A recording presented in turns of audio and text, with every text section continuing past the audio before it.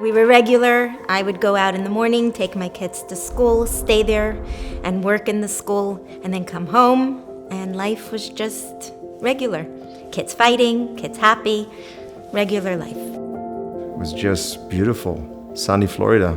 We looked for shlichus, and we bumped out in school to Rabbi Zalman Korf. Came over to me and he says, Yossi, I see you getting very close with the Israelis in the community. Maybe you should become a shliach to the Israelis. I was looking for shlichus for so many years. Shlichus comes to me. Let's do it. Then we would do Friday night minyan in our house. We never knew how many people are staying after the minyan to eat, so we would prepare for about 35 people. Sometimes 2 people stayed, sometimes 30 people stayed. We had people come over at nights sometimes. They had to meet the rabbi, the rebbitzin, kala classes, programs, events, regular shlichus. Everything was beautiful, really.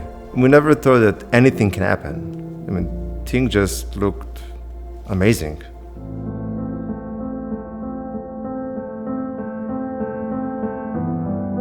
I had a baby. He was 4 months. I did not go to work that day. He was sitting in the high chair, and all of a sudden, everything was spinning.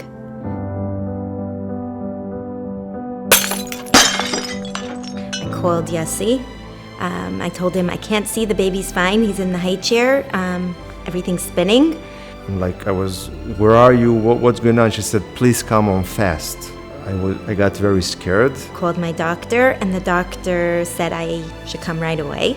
He sat with me for 2 hours, and he said, we have to take tests. I said, I'm afraid. He goes, there's nothing to be afraid of. You have to tell your husband you love him, whatever you have, and you have to go see what you have.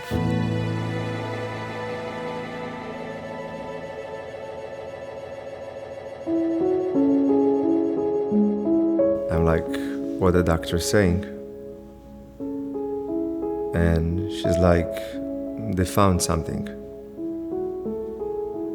They found something in my shoulder. It was 6 months that they were searching for something specific, and by chance they took a test while they were waiting to check, and my shoulder instead, they found a tumor there, a very rare tumor. I felt like the sky is falling on me. I always hear about other people, all kind of stories, but I couldn't see myself falling to such a place.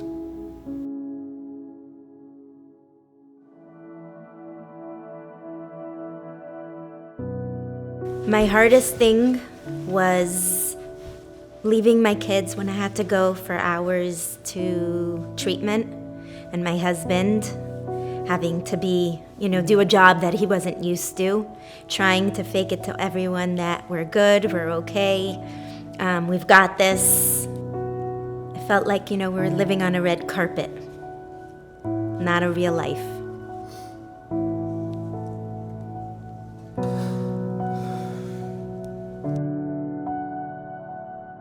I don't want my kids to know that something is wrong, so I never told them that something is wrong. I never told them that mommy is not feeling well. I used to order foods 3 times away from restaurants. I was a father and mother. Sometimes I was successful, sometimes not so much. I couldn't share with anybody what I was going through. I used to hug people and smile to them, and I used to fake it like everything is amazing. Everybody thought that I am the most successful guy on the street, smiling, hugging, jumping. It was the best. You would never imagine, ever in your mind, that I would go through what I went through. And there was one point that I just got broke. I couldn't put food on my table. My credit card was maxed out.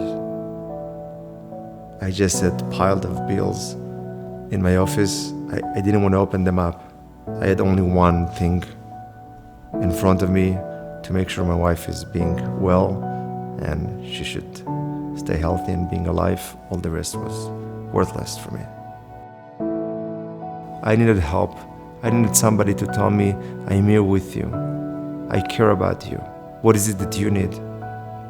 And I didn't have the voice. I didn't know who to turn to. There were moments that I'm human and I had fears. What's it gonna be like? You know, if I have to say goodbye.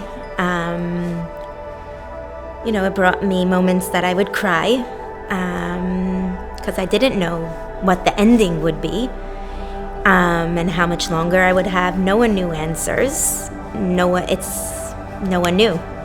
So it was all in God's hands. We were looking for somebody to operate, and we find out a doctor in New York that says that he's willing to do the operation. He was the only doctor. He was saying that he's willing to do it, but it will be a very complicated and long surgery. And we made a date to go and do the surgery. The date was on Ches Tammuz. So we scheduled the surgery the week right after Gimel Tammuz. We went Friday before Gimel Tammuz to New York, to the oil.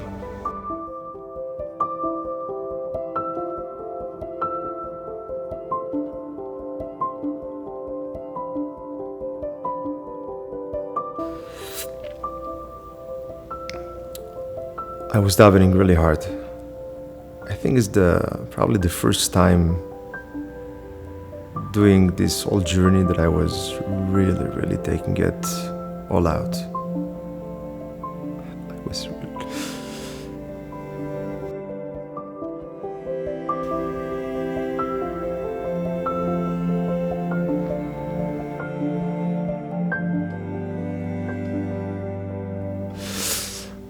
I was begging the Rebbe. I told him, please Rebbe, save my wife's life.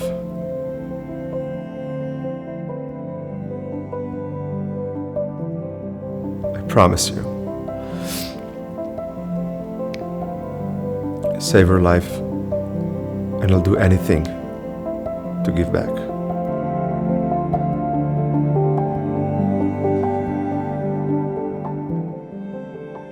There was a Wednesday night, the night before the surgery. I asked my wife if she wants to go out, just to take a walk or go to buy something. And then we're going into a old food store. Said we should buy maybe some few fruits for the apartment. And then we're going to pay at the cashier.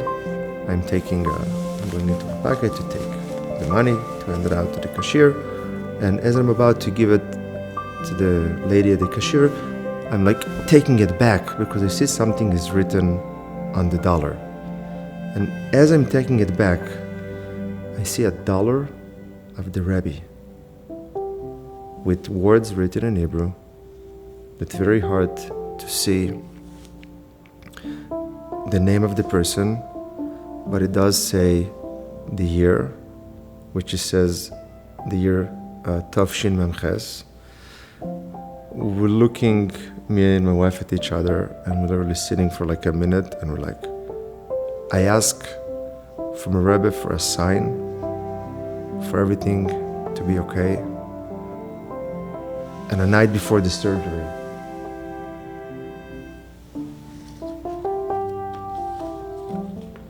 the Rebbe sending me $1 to tell me everything would be fine.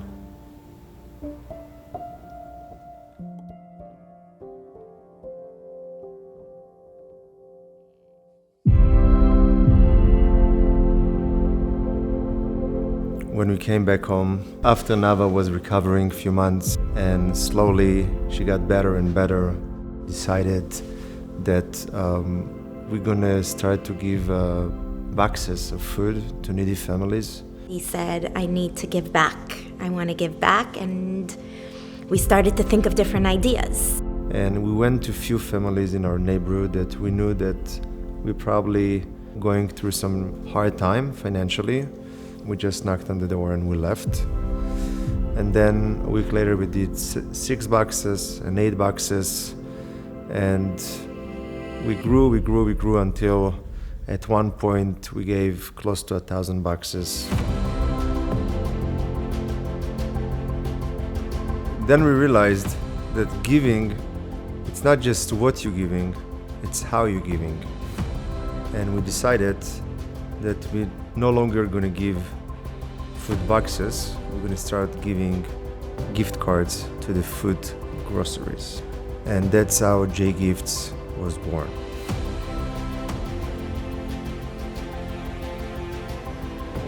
It's important to give with dignity, allow the person to go and do whatever shopping he wants in a store like a regular person. You don't want your kids to feel that they're different or something's wrong in the family. Your kids should have the expensive ice cream.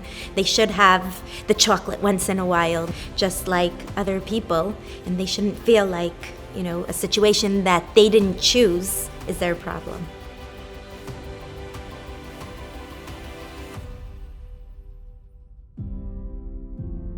I know what it feels to be on the receiver side.